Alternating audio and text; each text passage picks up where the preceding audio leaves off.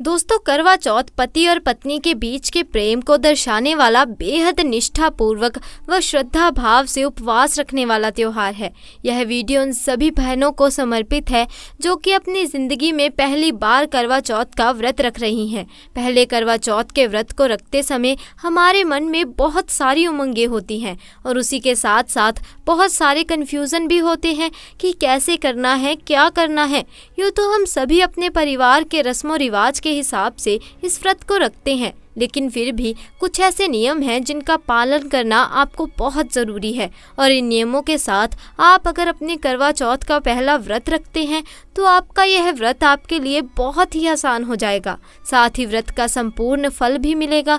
तो व्रत से जुड़ी हुई सभी समस्याओं को भूल जाइए, क्योंकि आज मैं आपके लिए लेकर आई हूँ ये वीडियो जिसमें आप अपने व्रत से जुड़े हुए सभी सवालों के जवाब पा सकेंगे और आप बगैर किसी परेशानी, बगैर कंफ्यूजन के अपने करवा चौथ के पहले व्रत को बड़ी आसानी से रख सकेंगे। वीडियो में हम बात करेंगे व्रत में इस्तेमाल होने वाले पूजन सामग्री के बारे में, साथ ही पूजन विधि के बारे में। लेकिन उससे पहले जल्दी से चैनल को सब्सक्राइब कर लें और महादेव के सच्चे भक्त कमेंट में हर हर महादेव जरूर लिखें। दोस्तों, देवों के देव महादेव के लिए एक लाइक तो जरूर बनता है। आइए जानते हैं कि साल 2023 में करवा चौथ का व्रत कब रखा जाएगा और क्या है पूजा का शुभ मुहूर्त। दोस्तों, 2023 में इस बार करवा चौथ नवंबर के महीने में यानी कि 1 तारीख को मनाया जाएगा और इस दिन बुधवार है और पूजा करने का मुहूर्त है शाम 5:36 से लेकर शाम 6:54 तक, जो कि पूजा का शुभ मुहूर्त रहेगा। इसी मुहूर्त में आपको पूजा पाठ करना है और चांद निकलने का समय है रात 8:15, जो कि इस बार चांद जल्दी ही निकलेगा। तो आइए अब जान लेते हैं पहला नियम कौन सा है। अगर आप पहली बार करवा चौथ का व्रत रख रहे हैं तो सबसे पहले इस बात का ध्यान रखना होगा कि आप व्रत के दिन क्या पहनेंगी। पहले व्रत के दिन आपको अपनी शादी का जोड़ा पहनना चाहिए। अगर आप किसी भी वजह से उस जोड़े में अनफिट हैं या फिर कोई भी परेशानी है, जोड़ा आप शादी का नहीं पहन पा रहे, तो कोई बात नहीं। उसकी बजाय आप जो शादी के दिन फेरों के समय पर जो चुनरी चढ़ाई जाती है जिसमें गठबंधन होता है, उस वाली चुन्नी को जरूर अपने सिर पर ढकें पूजा के दौरान। अब जान लेते हैं दूसरा नियम कौन सा है। दोस्तों, करवा चौथ की पूजा का आरंभ सुबह सूर्य उदय से पहले सरगी के साथ किया जाता है। सरगी की परंपरा हर किसी के घर में नहीं होती, इसीलिए जिनके घर में सरगी की जाती है तो वो सूर्य उदय से पहले ही करें। इसमें जल्दी उठकर सास की ओर से भेजी गई खाने की कुछ सामग्री होती है जिसको सरगी कहते हैं। जिसकी सास नहीं होती वो अपने घर के किसी भी बड़े की ओर से भेजे गए मेवे, फल और मीठी चीज़ों को खा लेती है। इसमें कई लोग श्रृंगार का सामान भी देते हैं। तो आइए जानते हैं तीसरा नियम कौन सा है।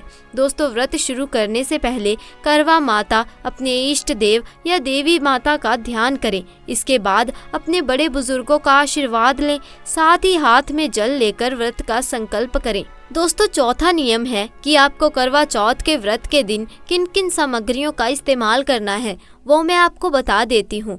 इस दिन आपको थाली सजाने के दौरान उसमें रौली, महावत, लौंग, कपूर, जल का भरा हुआ टोटी वाला लोटा, प्रसाद, फूल, घी का दीपक, धूप, श्रृंगार का सामान, ध्रुवा घास, मिट्टी का करवा, उसमें भरने के लिए चावल या मीठे बताशे, पूजा की सीख, करवा चौथ का कैलेंडर, शिव पार्वती और भगवान गणेश जी की प्रतिमा या फिर उनकी तस्वीर रखें। मिट्टी के करवे में आप चावल या मीठे बताशे अगर नहीं भरते हैं तो उस दिन आपके घर में जो भी खाने की सामग्री बनती है उनमें से आप कोई भी इसमें भर सकते हैं।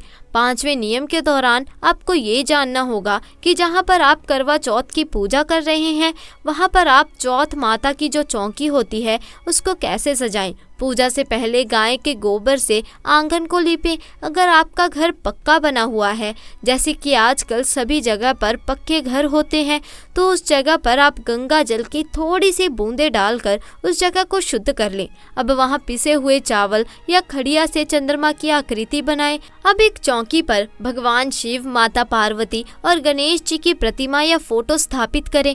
करवा चौथ के पूजन का जो कैलेंडर या फोटो होता है मार्केट में बहुत ही इजीली अवेलेबल होता है, आप वहां से खरीद लें। उसके बाद दीपक जलाकर पूजा प्रारंभ करें।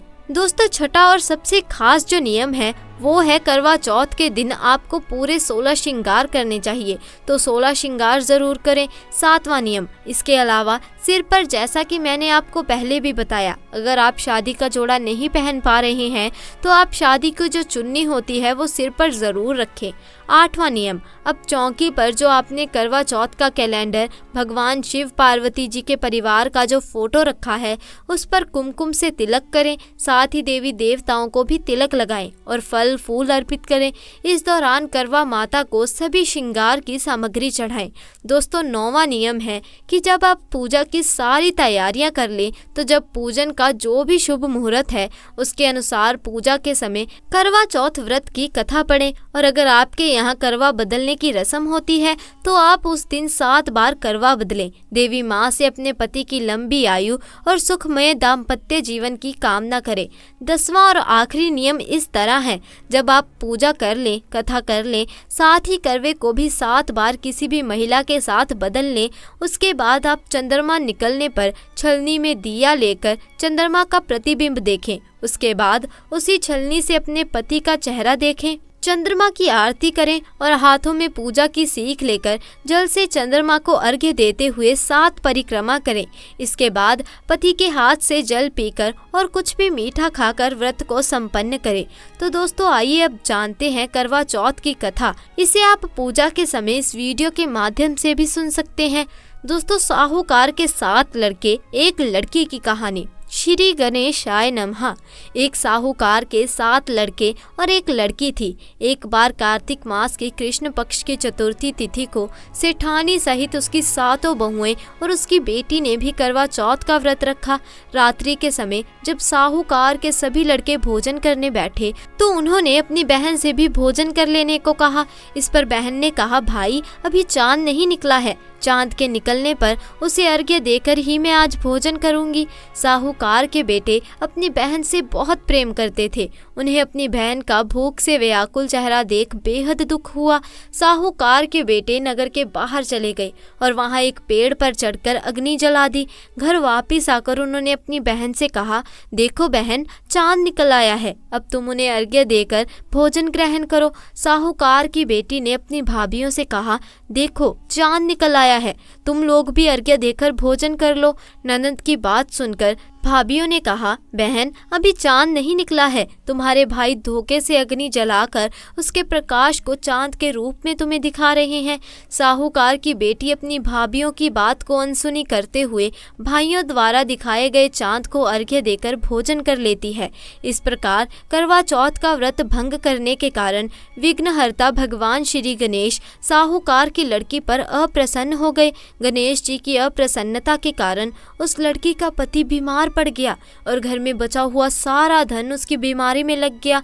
दोस्तों साहूकार की बेटी को जब अपने किए हुए दोषों का पता लगा तो उसे बहुत पश्चाताप हुआ। उसने गणेश जी से क्षमा प्रार्थना की और फिर से विधि विधान पूर्वक चतुर्थी का व्रत शुरू कर दिया। उसने उपस्थित सभी लोगों का श्रद्धा अनुसार आदर किया और तदुपरांत उसने आशीर्वाद ग्रहण किया। इस प्रकार उस लड़की की श्रद्धा भक्ति को देखकर एक दंत भगवान गणेश जी उस पर प्रसन्न हो गए और उसके पति को जीवन दान प्रदान किया। उसे सभी प्रकार के रोगों से मुक्त करके धन संपत्ति और वैभव से युक्त कर दिया। करवा चौथ माता की जय। इसी के साथ दोस्तों आपको बता दें कि करवा चौथ में सुहागन स्त्रियों को अपनी राशि के अनुसार कपड़े पहनने चाहिए।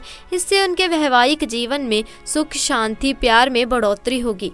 दोस्तों नंबर 1, मेष राशि। मेष राशि की महिलाएं करवा चौथ की पूजा अगर लाल और गोल्डन रंग के कपड़े पहनकर करती हैं तो बेहद शुभ रहेगा। दोस्तों नंबर 2, वृषभ राशि। वृषभ राशि की महिलाओं को इस करवा चौथ सिल्वर और लाल रंग के कपड़े पहनकर पूजा करनी चाहिए। इस रंग के कपड़े पहनकर पूजा करने से पति पत्नी के बीच प्यार में कभी कमी नहीं आएगी। नंबर 3, मिथुन राशि। इस राशि की महिलाओं के लिए हरा रंग इस करवा चौथ बेहद शुभ रहने वाला है। इस राशि की महिलाओं को करवा चौथ के दिन हरे रंग की साड़ी के साथ हरी और लाल रंग की चूड़ियां पहनकर चांद की पूजा करनी चाहिए। ऐसा करने से आपके पति की आयु लंबी होगी। दोस्तों नंबर 4, कर्क राशि। कर्क राशि की महिलाओं को करवा चौथ की पूजा के समय विशेषकर लाल सफेद रंग की साड़ी के साथ रंग बिरंगी चूड़ियां पहनकर पूजा करनी चाहिए। तो दोस्तों आज के लिए बस इतना ही। उम्मीद है आपको हमारे द्वारा बताई गई जानकारी पसंद आई होगी। अगर आपको जानकारी पसंद आई तो वीडियो को लाइक कीजिए, शेयर कीजिए और अगर आप हमारे चैनल पर नए हैं तो चैनल को भी जल्दी से सब्सक्राइब कर दीजिए। मिलते हैं ऐसी ही नई जानकारी के साथ, तब तक के लिए आपका बहुत बहुत धन्यवाद।